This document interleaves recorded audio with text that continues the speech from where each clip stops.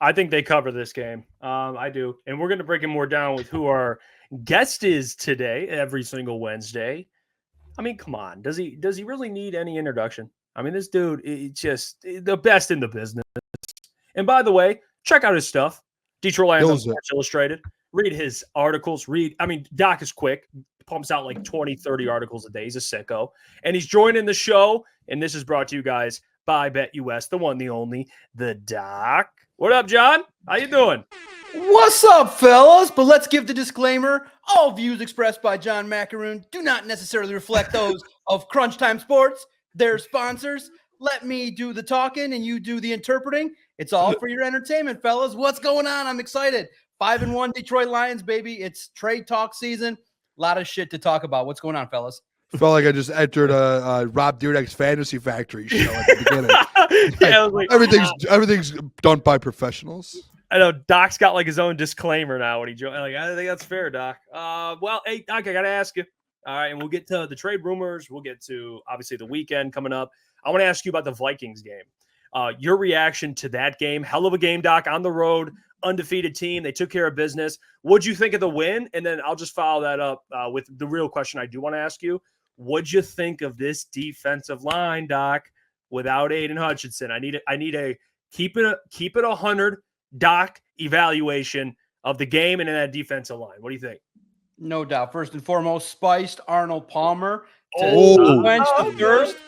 Good times here with a 5-1 football team. Look, that first quarter had everybody kind of going, whoa, wait a minute. The things that I was concerned about started to happen. Coyote Awosika kind of got in a little bit of trouble there. The pressure from Flores was getting to the offensive line. But once they settled in, once Jahmyr Gibbs had that explosive run, then they were off to the races. They got settled in, and the Lions had the answers. And when you look at it, boy, did Ben Johnson supremely prepare his football team to handle Brian Flores. So all the concerns that were there were clear that Brian Flores was going to bring the pressure, and the Lions needed to be focused, dialed in, and, man, kudos to Jared Goff. You got to give him his flowers. Comes out of that game with an MVP caliber performance, another one. And, look, he's just really rewriting what people are thinking about him, forcing me now to take a different stance about what he's potentially capable of if he plays at this level. But I was impressed. They were able to hold on, battle through adversity, and really take it to the Vikings to establish, hey, the Lions are the team to beat. And, hey, like I said in my article, and like I said here, Lions were going to win. I was never did not doubt that the Lions could overcome the struggles that they had, but clearly they missed Aiden Hutchinson. It sucked. They tried to patchwork it. They're trying to solve the riddle.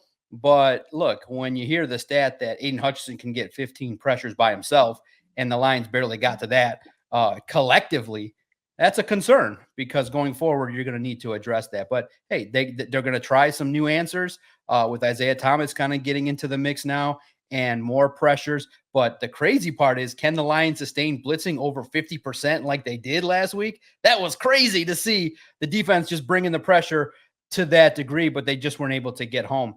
But in the end, you realize that this is a football team that has enough talent to sustain injuries to still win games. It's crazy. And more stars are emerging every single week with Brian Branch, Jahmyr Gibbs. And it was just great to see the victory. It puts everybody in a good mood. And it just allows people to say, okay, yeah, you're going to need to bolster. Clearly, the big thing people are paying attention to is you got to still add and replace Aiden Hutchinson. That was my biggest takeaway. I interrupted the Doc, absolutely preaching facts, to tell you about the sponsor of today's video, and that is BetUS. I just checked. The Detroit Lions are 11.5-point favorites, which you can see here, and I'm confident the Lions are going to win this game by 2 scores. Dan Campbell, they cover the spread. It is well known. And against an inferior opponent, I don't think the Lions will be overlooking them. So I'm going to go ahead and put $50 to win 45. To me, can you see a scenario in which they don't win by 2 scores? I cannot. There you go. Lock it in, and you guys can do the same. And don't forget, they have an offer, 150% on your first deposit, 125% on your second and third deposit, up to $2,000 using promo code YouTube150. Get over to BetUS, check out those lines, and sprinkle a little bit on the Lions 11.5-point spread. Now, don't gamble anything you're not willing to lose. Now let's get back to the video. Hey, Doc, I want to bring up the big news, obviously, that came out over the last couple of days here with Jameson Williams. I saw some of your comments on Twitter. Not comments. I saw your responses to people. I've seen everyone kind of in a battle with kind of the situation that's going on with Jameson Williams in the suspension that potentially could happen over the next few days. Can you just touch on and just explain to the people kind of the process of what's going on right now with JMO? Yeah. And then even with that, kind of how your thoughts on the situation and kind of expand on that a little bit. Yeah, no doubt. It was crazy. It was Monday. I was watching Netflix, trying to unwind, having a good time after a long Monday. You guys know how much work I put into it, and you're just exhausted. You're just like, Monday is actually crazier than Sunday. Sunday's fun. You get to watch the game, analyze it, and it's automatic. Monday's the review where you got a lot of content to push out. And it's late at night. I'm wired, and my wife comes down. Did you see the news? I'm like, no. I try to put my phone down like 10:30, and I'm like, no. That's the last thing I want to see is news. That's the last thing a human like me wants to see at 11 o'clock at night is news. And I'm like, oh my God, seriously? My wife told me this story. What happened? I saw it. I saw the DMs of my brother-in-law. I'm like, of course, my brother-in-law is a dick. He's like, where are you on this one, Mr. Sports Illustrated? I was like, damn, I was just trying to not focus on the Lions for half an hour. But I started to write it, and here's what happened. Clearly, at that time, Jameson Williams got notification that the results of his test indicated that there were substances in his test that did not belong there. Okay, and clearly he got word that potentially he was going to be suspended. And he has a close relationship with an ESPN reporter who messaged him. And maybe the only mistake that Jameson made in this whole ordeal, whenever it comes out what he did that was wrong, is to actually reply to that message and said, hey, I got to take it on the chin on this one. And I'm looking forward to getting back with the guys. Well, clearly to anyone seeing that's in a report, that looks and appears to be an admission of guilt. Doesn't that to anybody common sense? Oh, I got to take this one on the chin. So clearly, then what people are doing is they're going into this mode of what's the degree? How bad is the league screwing? What's the loophole that he basically broke? Look, clearly, guys, there is a long list of things that you can ingest and things you can't. And it is up to the player to diligently keep up to date with that. They have parameters so that players can message and figure this stuff out. So that's why you don't see this too often, because you can kind of work your way through it by paying attention, by understanding the rules clearly. So now where we're at is, the fans are wondering, well, why hasn't it happened? Well, today we figured out when we got back into the building, because Tuesday's an off day, that he still can appeal this. Okay. And, I think the deadline would be Friday evening if he wants to appeal it. And maybe the Lions try to finagle something where the suspension happens with the appeal process after the NFC games. Maybe you say, okay, potentially, if you do this appeal process, maybe you miss the potentially the Texans and the Jaguars as opposed to this. To me, clearly, from how I understand this, he is going to be suspended. It's just when, and I don't think there's going to be anything that's going to be lowered. I think he violated a basic PES rule that something in the system shouldn't have been there. It was just not intentional. It's not the, craziness that people would assume it could be. It's a mistake that he owned up to. And that I just think that, in my opinion, should just be addressed and talk about it. I made a mistake. You've heard it before by a lot of players. You just say, look, it's my responsibility to understand everything that I need to have in my body. I made a big mistake. I own up to it, accept it, and get this out of the news cycle. But they're going to delay it. And, he was at practice, and you saw Dan Campbell. He's like, I don't want to be answering these questions. Nobody wants to be talking about Jameson Williams this way. But in the end, whenever you're a distraction, whenever you are not being talked about in terms of football terms, it's a problem. It's not professional. You don't see others on the lines acting this way. It's him. So it's young. Okay, you can make all the excuses for what happened and why it happened, but I'm not into all that enabling type stuff. It's clear. Are you following the rules or are you not? I don't care what the substance is. I don't care what degree it is. I don't care if it was a PES. I do not care. I just know that potentially something came up that was not football related that's causing a lot of noise and forcing me to do podcast segments on it that shouldn't be there. So to me, you own up to it, take accountability, and hopefully this is the last time that Jameson Williams is being suspended for something that is ridiculous. It's really ridiculous because players are this is not something where a player cannot understand it. You're given a sheet, you understand, you can call people, you can do the work. It's just a lapse in doing the due diligence that you're supposed to do. And it could cost the Lions eventually. Now they could delay it, they could whatever. To me, I would just, in the end, consequence-wise, the Lions don't need Jameson Williams against the Tennessee Titans. They blow. But the Packers game, maybe you say, okay, we want him around for that. But again, the part that makes it hard is so many people are questioning the media and facts and trying to do this conspiracy theory thing when the facts are staring you right in the face. They're staring like when Dave Burkett writes something, it's as good as gold. 2 sources told him that the suspension's coming. What more do you need than that? Oh, it could be this, it could be that. Maybe, I and the tough part is that I have a high amount of respect for what Dan Campbell tells us directly. Would he pull gamesmanship on the Titans? It's not needed. The Titans suck. So I believe that when we ask him directly, is Jameson potentially going to be available? He said it all week. So unless he is pulling some gamesmanship, he said, no, I don't think he's there. We're prepared without him. So you can parse words and all of that. But to me, it's just kind of black and white story. Mistake happened. A consequence will occur. Make sure it doesn't happen again. Act professional, and let's keep it moving. The rest is just a lot of real weird denial, real weird trying to support someone that made a mistake and owned up to it. It's like, hey, you made a mistake. He's going to be talked to pretty sternly, and own up to your mistake. Don't do this again. This is your second suspension in 2 years. It's pretty cut and dry. Do not be on this kind of list ever again, or that's it. Move on. Hey, Doc, I just have a follow-up question with all of that because I think what you said is I thought kind of you explained it in a good way.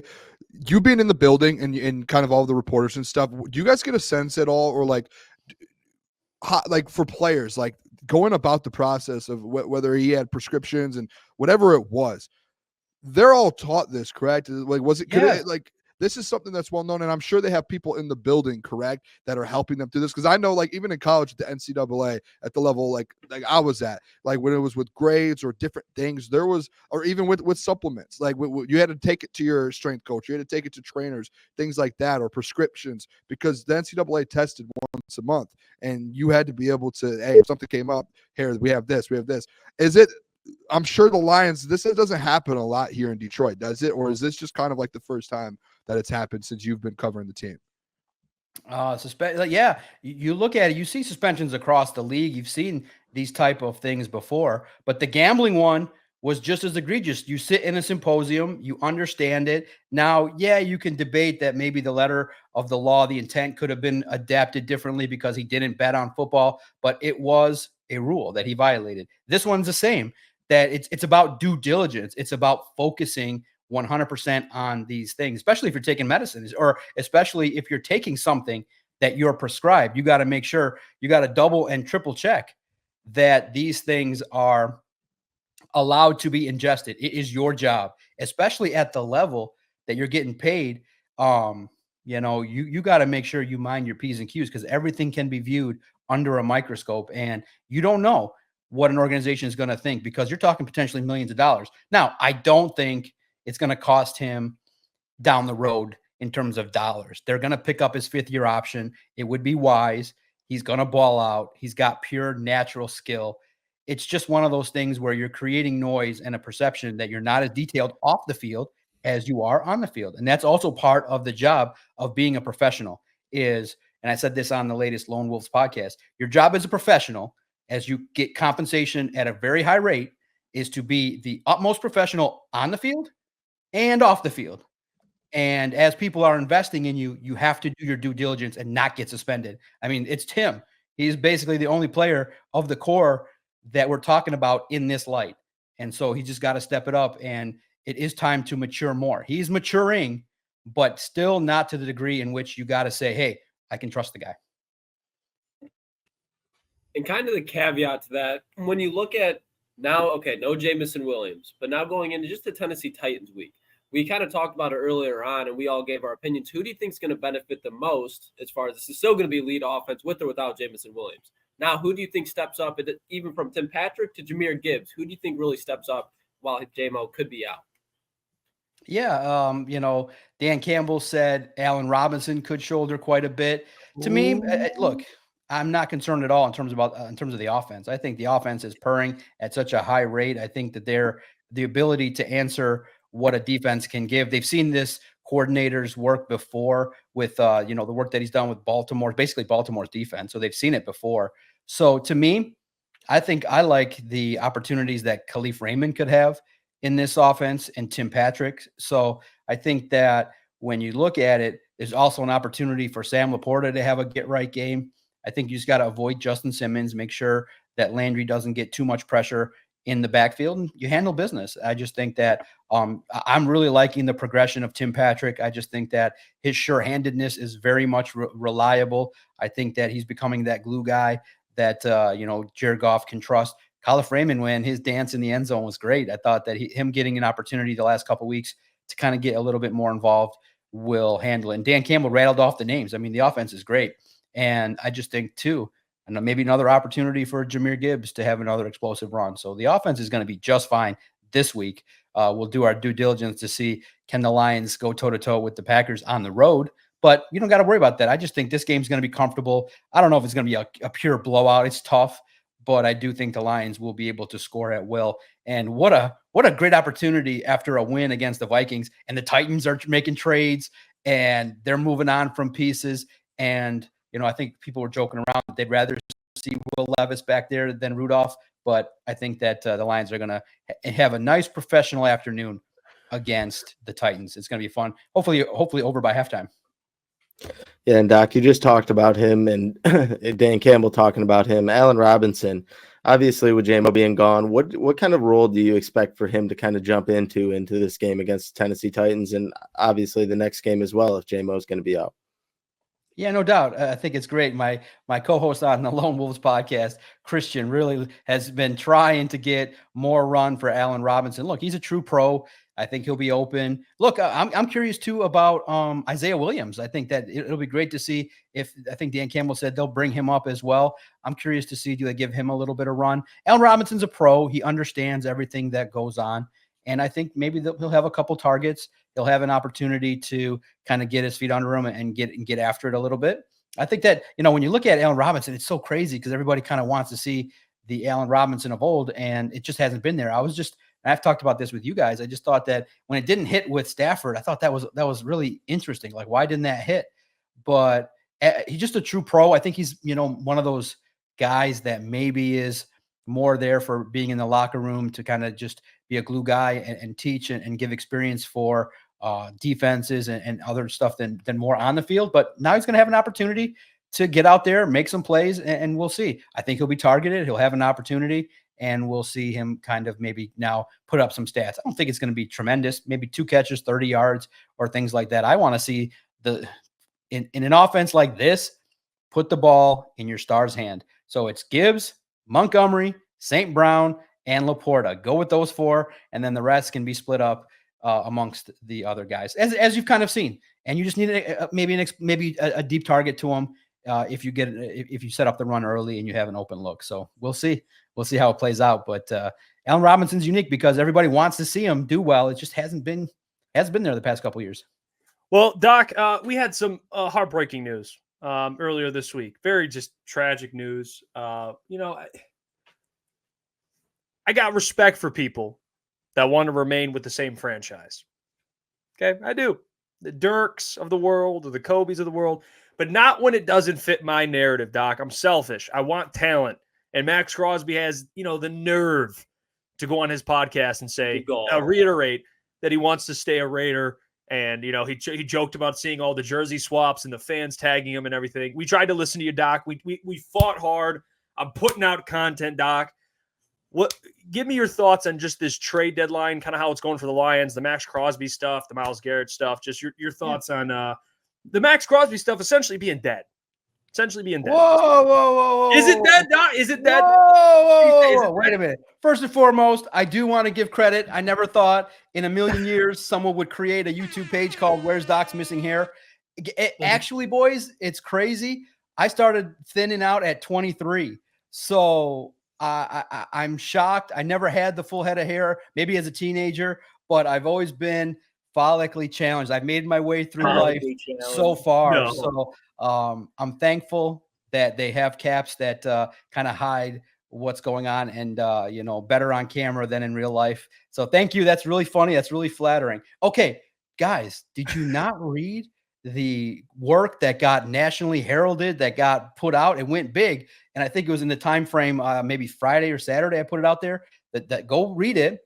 The title of the article is Latest Max Crosby Buzz. And I can share with you guys, I spoke to somebody who has spoken to Max Crosby directly. Whoa. Read the story. It's latest Max Crosby buzz. See, that's why you got to read every day. I know I said don't read the headlines, but that one was juicy and a lot of people saw it. So in that article, first sources, Max Crosby would clearly like to come to Detroit. And in that article on Friday, I already previewed what he said on the podcast. He wants to, obviously, he cannot stand in front of his teammates and be like, I want to leave the Raiders. He's not going to do that. He's a Raider. He's a guy that has been a pillar of their organization, clearly written in that. But he has stated to others, of course he wants to come here. He's got a facility, football field named after him. He's got local ties here. So to me, look, like I said last week, the only way it would facilitate faster and maybe in the Lions' favor in terms of compensation is if he came out and said it. But in the article, it's clear. And that's why it's not a matter of being dead. The Lions would have to give up the whole house to get Max Crosby. The compensation is just ridiculous. And guys, it's bargaining. So at this point, the Raiders are not going to at all entertain the notion that Max Crosby is going to be traded. You cannot put that out there. But that's just spin and PR, guys. Spin, PR. It's clear. I wrote that because everybody knows that. So it's clear. But it's one of those deals where the Raiders are going to ask for the world. You got to hope, again, continue doing what you have been doing. I don't think it was started by me, but keep tagging Max Crosby. Started a movement, Doc. You started keep a movement. The pandemonium going. Keep the jerseys, the white ones, the blue ones. Keep the pandemonium going. He knows what the deal is. He knows the passion of the fans. Unfortunately, he's a great player, and it is going to take probably three first rounders and maybe even a player. So that's the problem. It's one of those deals where Brad Holmes is doing his due diligence, guys. He's burning up the phone. He's doing everything possible to understand where it's at.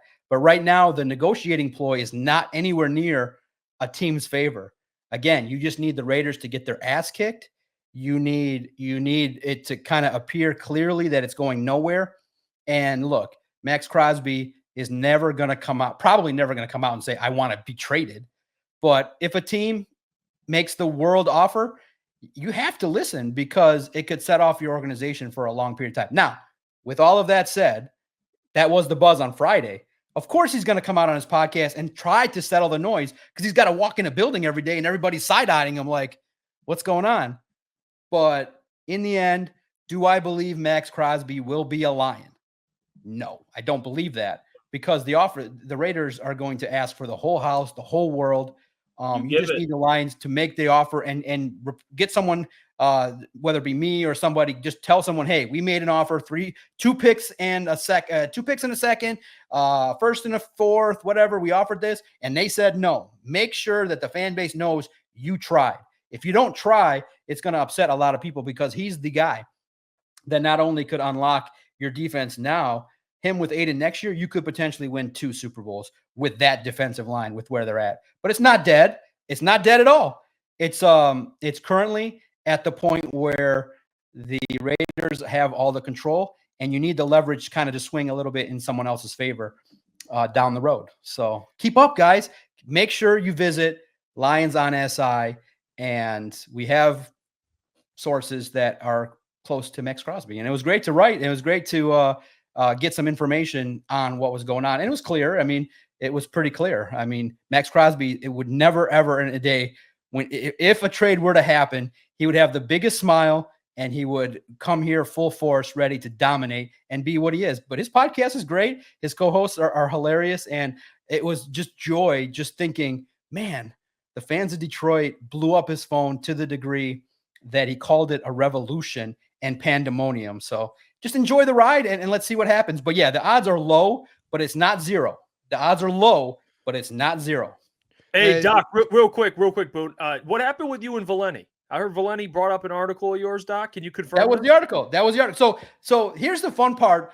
Just a quick side note. I don't want to talk about myself. Here's the fun part about Mike Valeni. He's a reader, clearly, of our listen. I am a radio guy. I'm a content guy. So the stuff I write, he said, was interesting. What's been hilarious is, over the years, because I'm a listener regularly of the radio, and a lot of my friends listen, over the years, I would say he's used maybe 8-9 of my articles as topics, and he'll shout out the site. He'll say Sports Illustrated, but then it's so weird because I'm a fan of his, and his stuff is very unique and just interesting and sparks debate. He's always giving me a backhanded compliment, like, grain of salt, is Sports Illustrated a thing? Who is John Maakaron? He's always giving me a whack, in the side of the head. What did he say this time? But all I can do is, as I share with my friends, I just go, you know what? I'm going to just take the high road. He reads my site. I earned his click, or his producers click. They read my stuff. He read the article. It blew up the article. So in the end, I can respect Mike, but do your homework. I mean, it's funny to me because I'm like, you read my name, you read my site, you call out the site regularly, but you always throw it in with like some backhanded compliment, like I'm some unreliable person that doesn't do the job properly. So to me, it's weird. It's always starting off with, oh, this is interesting, let's talk about it. And then it always ends up with like, take it with a grain of salt. I don't know if this is real. I don't know if John's a human being. Is he an alien? But he always has a weird backhanded thing to say to me. And the craziest part is, he's a Spartan. I'm a Spartan. And I'm also close with Rico. I talk to Rico regularly. I shoot him messages. I see him at Michigan State. So when he says John Maakaron, I don't know if everybody knows me as Doc, or, if I'm still flying under the radar as Detroit Sports Podcast. So it's crazy because how do you not know? I mean, you've been reading my site. He's been reading my site for 6 years and has used content from my site to spark discussions. But listen, I'll take it. It's humbling, and it always is fun when you hear your name on the radio and people go, "Hey, Doc on the radio." It's like, yeah, man, thank you. I appreciate it. Yes, I would expect that people would find my stuff interesting because I'm in the interesting business. Doc, I do love that. I do want to ask you this, though. I know we talked about Max Crosby leading up to the trade deadline. Obviously, I think everyone knows this in Detroit. Like, Brad does have to make a move one way or another, whether Max is out of the picture or not. Want to get your thoughts on like some realistic options here. I know Harold Landry, I saw today from the Titans, is being talked in trade conversations. I saw the Lions were involved in that. And, obviously, I don't know how true that could be. And then it's the same thing with Zadarius Smith and all these different guys. What's realistic for you? Like, what do you see Brad doing here? Say it's not a Myles Garrett or a Max Crosby. What would you do if you were the GM and if you were Brad Holmes? Yeah, no doubt.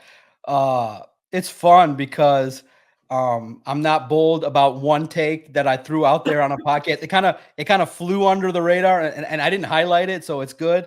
But a couple of days ago on the podcast, I said, to me, it's crazy to think about, but when you say it out loud because of his injury status, but I'd love Cooper Kupp on the Lions. I would love it. Double down on more offense as well. Remember, I don't know if I've said it here, but I say, hey, couple pieces on offense, couple pieces on defense. Cooper Kupp would be very interesting. The problem is he's never healthy, and you don't want to, give up a second rounder for him, but that's intriguing. Like that's a name that now is starting to get talked about by people. I had already said that last week. So I was like, you know what? I've already had a good month. My wild ass trade, crazy troll tweet that I threw out there yesterday was enough drama for me. But to me, pay attention to offense because, when you have an offense that's great, making it better is never a bad thing. So just pay attention to the Rams and maybe players from there because of the natural tie. But, if it's not Max Crosby, to me, again, I think it's low, but not dead. I think that the guy that's trying his best is Zadarius Smith. I think he knows the division. I think he's the safest fit for the team. If not, I think Landry's tryout. It's great. It's crazy too that he overcame a bad leg injury. I think it was an ACL injury a couple of years ago, but he's rebounded. That's a nice, individual that's to kind of put up some sacks that would fit in this room. A name to pay attention to that I think I assigned to Christian that came out today was Ojulari. I think he's also very intriguing. The Lions got to see him a little bit in the joint practices, and obviously the relationship that Dan has with the Giants and Coach Dayball. They can get some intel there too. But what's crazy is Dan Campbell is so raw and honest that he's just like, we need culture fit, we need scheme fit, we need understanding of this and that. And it's a long checklist of what the Lions need to fulfill.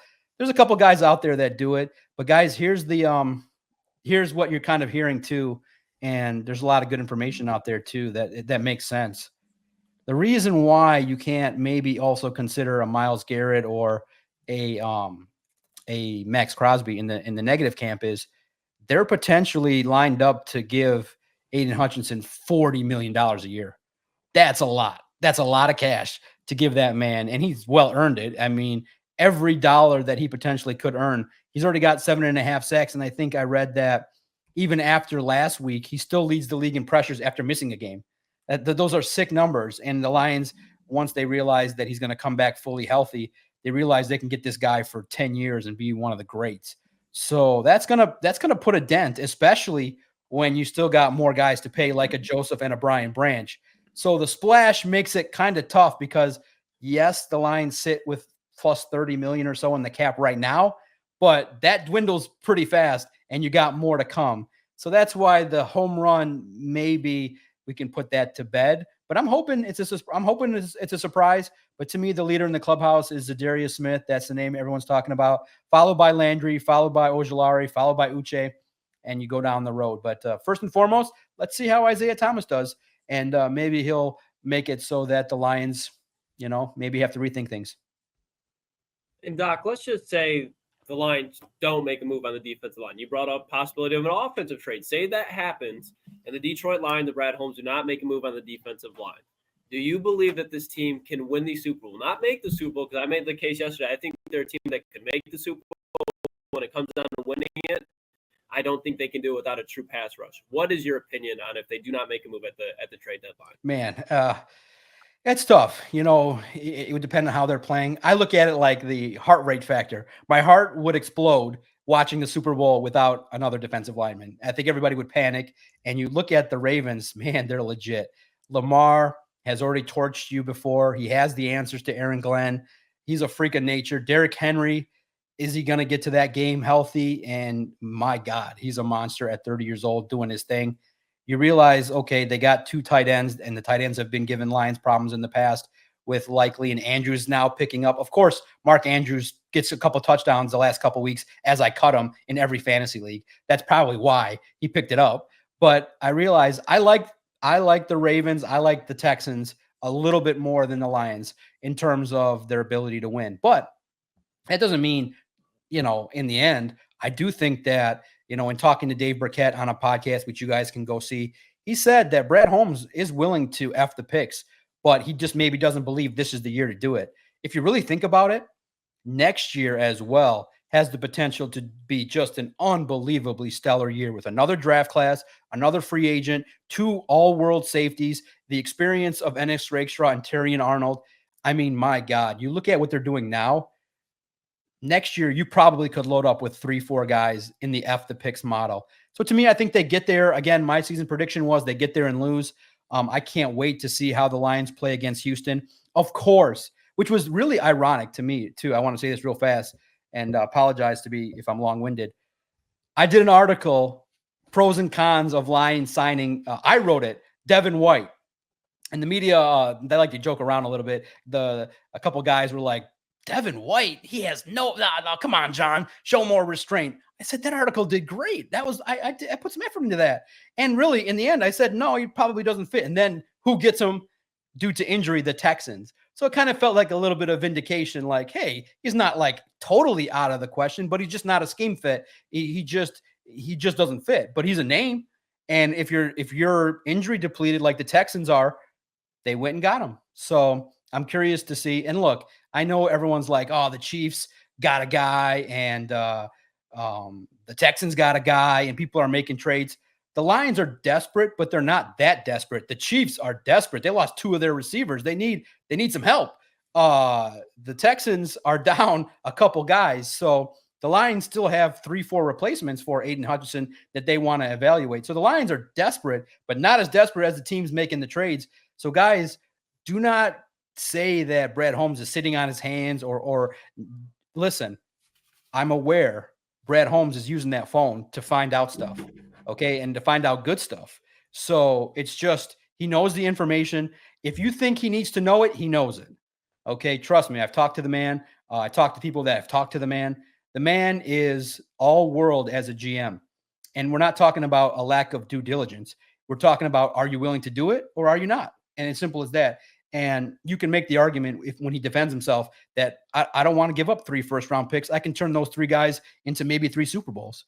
So he can make an argument. But trust me, Brad Holmes is picking up the phone, and he's aware of what the cost is to get big-time players. It's just, is he going to do it? But to me, I just think they're right now 3-4 players short of being like, okay, we can watch the game and not have a heart attack. I think I was overstated in saying that right now, if the Lions didn't make a move, they'd be 7-point underdogs. I think they'd be like 3.5-point underdogs right now to the Ravens in the Super Bowl. And Doc Boone brought this up earlier. Excuse me. He was thinking that the Lions coming in, obviously they're 10.5-point favorites against the Titans in Detroit. He was viewing this as a trap game. I was just wanting to get your response on that. Do you possibly view this game as a trap game? Caveat real quick, Doc, still think they win by 2 possessions. I still think look, listen. He calls it a trap game, but they win by 2 possessions. I think it's Doc. It's a clear trap game coming off a high of 2 big wins. Next week you have Green Bay. It's like Titans just might be that bad though that you could beat it by 2 possessions. That's all. No doubt. This is the true definition of a trap game. But Dan Campbell don't mess around. Thanks, Doc. When he don't mess around when he comes to preparing his team. He's got them respecting the Titans. We just saw Terrion Arnold on the screen talking to Johnny Kane saying, hey, we know who the good players are and who can perform well. The Lions do not disrespect any of their opponents. They just are going to go handle business. They're just going to execute, and their talent is going to show out and just be able to dominate. So I would be shocked. Maybe you have a slow couple possessions, maybe similar to what you saw. Man, I don't know how. I'm curious. How are you guys reacting to that first quarter? Because it was looking pretty scary against the Vikings when you saw those first couple pass rushes. You're like, man, maybe Doc was right with his defensive being scared of Brian Flores. But man, after they settled in, after Jahmyr Gibbs got it going, listen, whatever it's going to take, might be a branch, this might be a Kirby Joseph game, but the Lions have supremely way more talent. And hopefully you realize that the ability to run the football, dominate on the defensive line. And man, I just think that the Titans are in such a rough spot right now. They just can't match up. Once the Lions get to 14 points, that's all it's going to take. The Titans, I'm not concerned in any capacity. I'm just hoping that the game is out of hand by the third quarter so I can sit back and actually watch the game instead of having to type. I'm hoping it's not a trap game. I'm hoping they play well. But, you never discount your opponent. Dan Campbell does not, from where he came from and how he gets these guys ready. There's no chance that they fall off in this game. They dominate. And before we get you out of here, Doc, I do want to ask you on the Jared Goff stuff. Jared Goff, the way he's been playing, he's creeping up in those MVP conversations, Doc. He's creeping up in those MVP conversations. He's like top 5 right now. It's a wide open race. Your thoughts on his play and a realistic shot at being a top MVP candidate, but not just that, but potentially winning it. Your thoughts? Yeah, it's great, man. It's great to see elite quarterback play, knowing the answers, getting the ball out quickly, great throws, really in the face. And like I said, I had to eat my words and say, I thought that all Brian Flores had to do was dial up the blitz and there was going to be a problem. I was wrong. I thought that Brian Flores would do a little bit more consistently, but he kind of maybe even outthought himself. Many people thought that messaged me after the game that are Vikings fans and reporters said, you know what? The Vikings might have just been better to play 4-man front and drop back 7 and see what happens. That pressure, I think the Lions knew what was coming, and Brian Flores got stubborn, and the Lions had the answers. It was just like boom, boom, boom.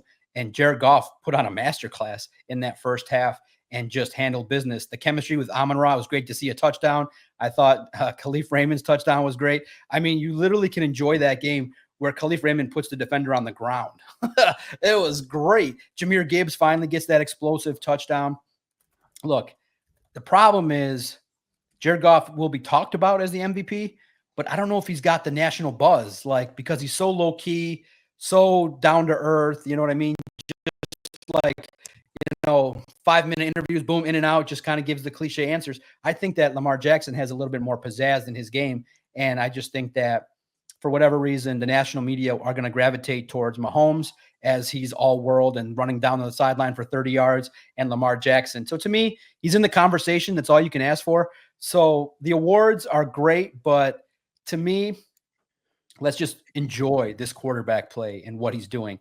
30 years old, in his prime, revitalizing his career. Everybody talking about what the potential that this guy has, earning his contract. We got him at a steal in terms of what he's getting paid versus what. I mean, could you imagine if you're at Dallas right now and you're seeing Dak Prescott throw the ball to the Lions at the frequency that he did, and Jared Goff's making $20 million less and getting that production and the way that the team was built in that manner? Look, we should appreciate Jared Goff and stop probably critiquing that he's not mobile. He's a traditional pocket passer. But now, at the same token, the other clickbait artists in town besides me are, highlighting that people are saying that he's Tom Brady, that he's like Joe Montana.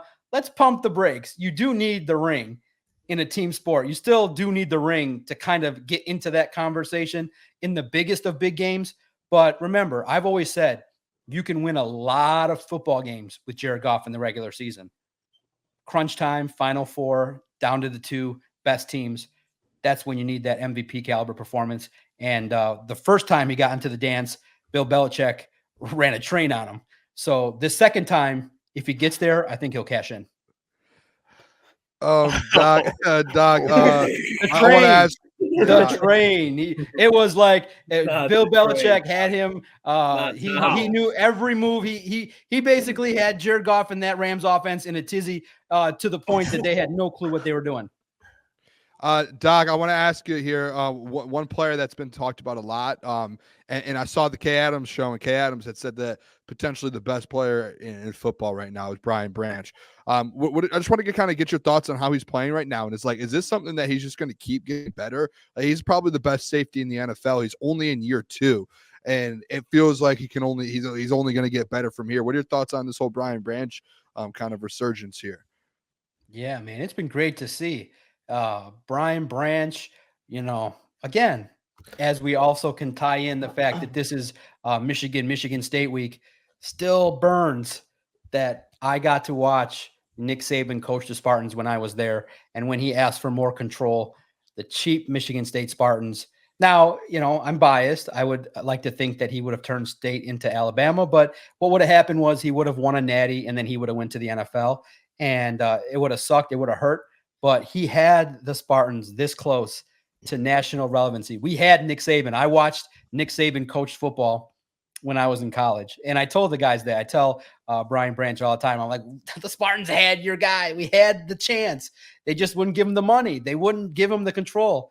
And he jettisoned to LSU and wins the national title, and then goes to the NFL, and then goes to Alabama. So it wouldn't have maybe been as good as I would have liked, but man, let's credit Nick Saban for the great work that he did getting these guys where they need to be. Terry and Arnold, Brian Branch, Jahmyr Gibbs, Jameson Williams, even though he's still maturing, there's still a lot of great things that Nick Saban taught these guys, and why it's a perfect fit for Brian Branch.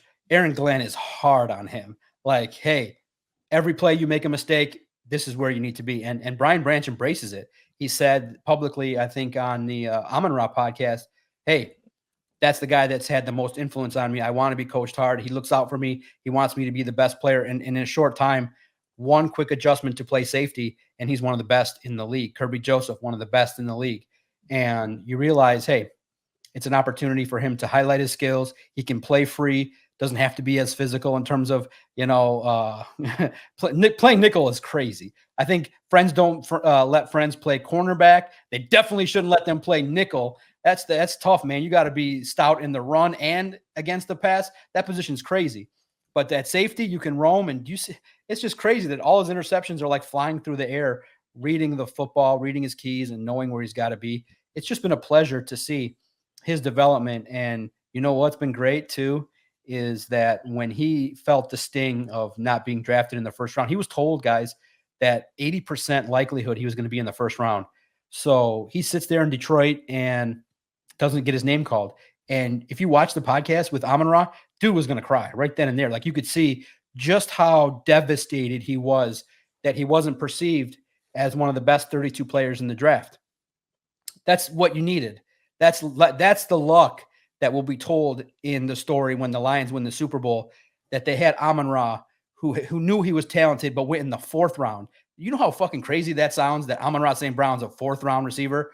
But the question that we'll never know is, if he's drafted in the first round, does he become a diva? Does he act that way? Probably not. But I think that Amon-Ra getting drafted in the fourth round pissed him off to the point that he's just, crazily wanting to prove himself that he's great. Brian Branch, same thing, pissed off that he had to go in the second round and wait, being one, I think, the last two guys that were in that green room, just sticking around and going, hey, it wasn't that wasn't the case. And I think that was actually perfect. And sometimes the universe ends up going that way, where the Lions have a bunch of guys that want to prove themselves. And to me, I think that's great. I think that if I had been given a radio show at 22, I probably would have quit the business and done something else. But the fact that I had to grind, I can relate to that grit mentality, in that I'm still getting backhanded compliments all along the way of the stuff I do. So you just, what it does is it makes you write the next article. It makes you record the next podcast. It makes you edit another video to post. So I love it. I'm thankful every day that the people that shut the door in my face and said podcasts were non-traditional media, I'm so thankful, because now every single media outlet in the world does it. And it's to the degree of all the players are doing it. It's great to see every time a player posts a new podcast. I'm literally, as I'm watching the Max Crosby podcast, as he's talking about Detroit, I'm beaming with pride that, look at this shit. Max Crosby's got his own podcast. He can't even cuss on it. It's getting edited left and right. But I'm like, this is how it was intended to be. The problem is, they're my competition. The players have figured out, shit, we can just get the message out. So it's another form of competition for me to try and break through. But the last couple episodes I posted, the Lone Wolves podcast is my fastest growing one. It's climbing the charts. I'm very happy. And I love the fact that Brian Branch was not drafted in the first round. I love the fact that this is a gritty football team. And I just think that's the case that's going to propel this football team to get into the biggest games possible, and maybe even win them.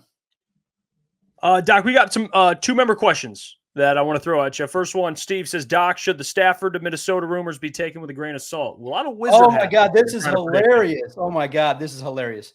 Guys, they're not true. I mean, come on. Think about it. They got Sam Darnold. The Never best know, part- Doc.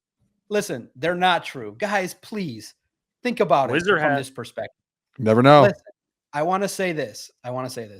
Max Crosby literally had to go on his show and address a fake tweet. And when I saw the tweet, Christian sent it to me. I said, guys, you have to read the name of the person, and then you have to read the at part. It's so easy to not fall for that. I don't think I've fallen for it once. I mean, literally, they call themselves Harry Ballsack.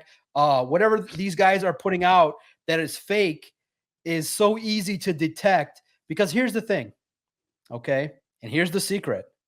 All right, here's the secret. There's not that much originality in the media.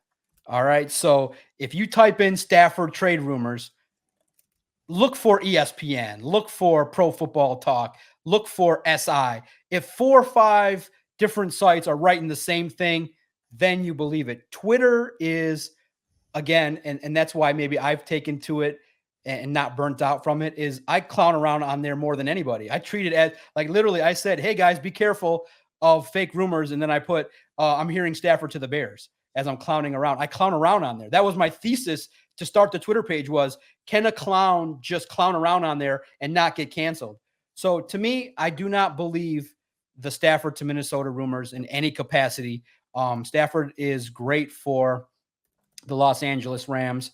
I mean, maybe if they move on from the receiver Cooper Kupp and they tear it down, would they move Stafford somewhere else? Maybe, but I would think the Rams would be smart enough to take him out of the NFC and throw him in the AFC. But I don't believe Stafford trade rumors. He's playing at a great level, and just please take these rumors with a grain of salt, especially around the trade deadline. You realize, look, maybe your standard should be 20,000 followers and a blue check mark, but also to Google it first too. Twitter's is maybe where you get the information, but literally anybody can make a graphic, put sources, and put a thing up there.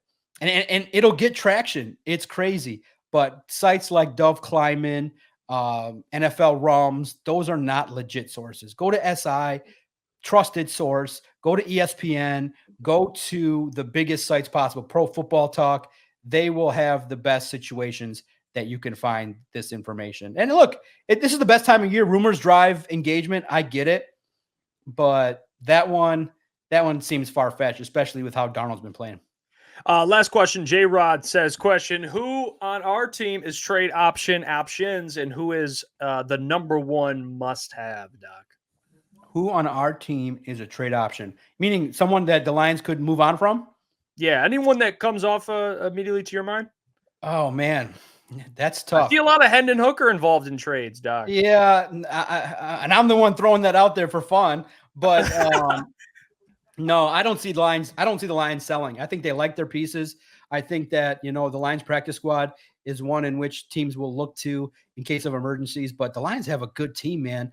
The Lions, maybe James Houston, if he continues to showcase a little bit, maybe he's thrown in there into a trade moving forward. But I like the Lions collectively moving forward in this season, potentially a 12-13 win season. Who is the Lions must have?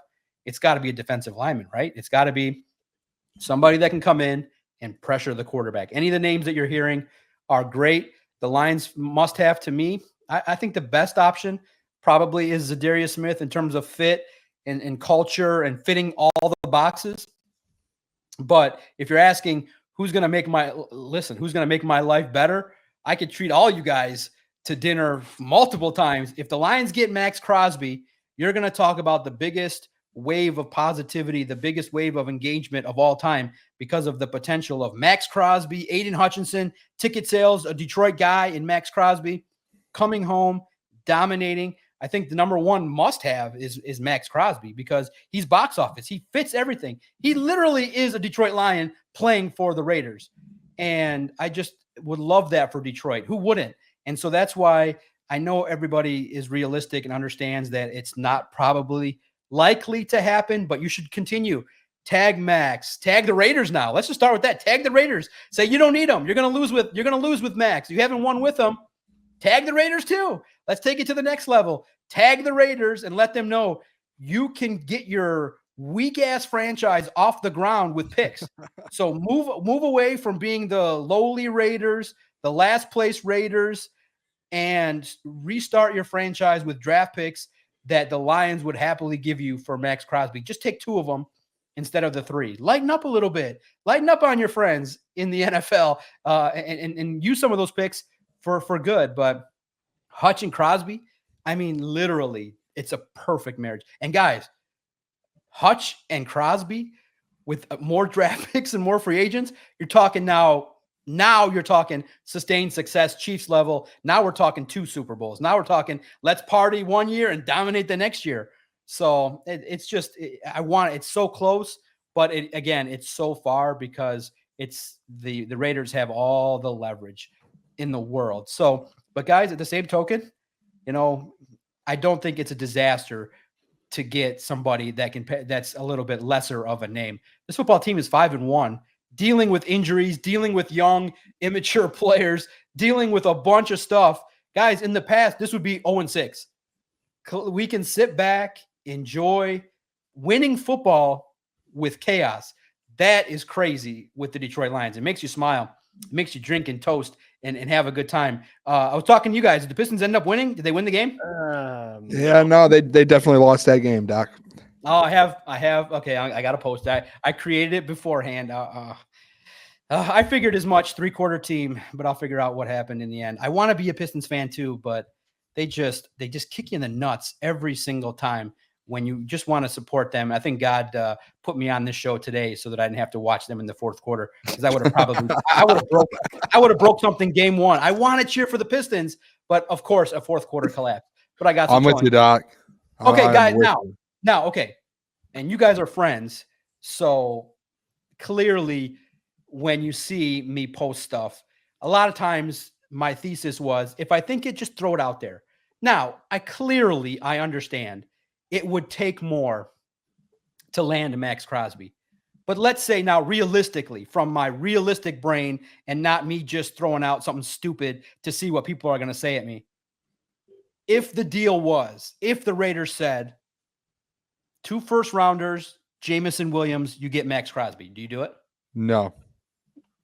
Okay, that's fair. I don't. I'm not giving up Jameson. I don't give a damn. You give me Max Crosby and Aiden Hutchinson, you're winning the Super Bowl eventually. I said it during the show. I think Jameson Williams is a player that you'd love to have, but I don't think he's a piece that this offense needs to win a Super Bowl. Max Crosby, he fits all the solutions that the Lions, or all the problems that the Lions have right now on the defensive line. It's nothing against Jameson. Plus, I think wide receiver is the easiest. Wide receiver Speedy is the easiest one to replace. Ohio State's growing him on trees, so I'm not as attached to Jameson Williams, but I like seeing him in the Lions uniform too. I think it's right there on the tip of being the question to ask, but I do think that's the one that would split the realistic fan base. Would be like, man, you would get a lot of good debate if you include Jameson Williams in it. But we'll see what happens. I hope he grows, but I do think he's going to be successful in his career, no matter where he plays. It's just hopefully that he can learn from his mistakes and stop having to do podcasts and tell him to, hey, be a professional.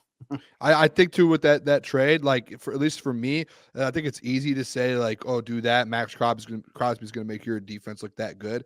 But like, you're in season right now, getting rid of your wide receiver number 2, who before this week was leading your team in receiving yards and is one of the most explosive players in the NFL. Like, your offense will take a hit at the end of the day. So like, you're not going into the Super Bowl with the number 1 offense in the NFL. Like you were last year, but you'd also had the Josh Reynolds.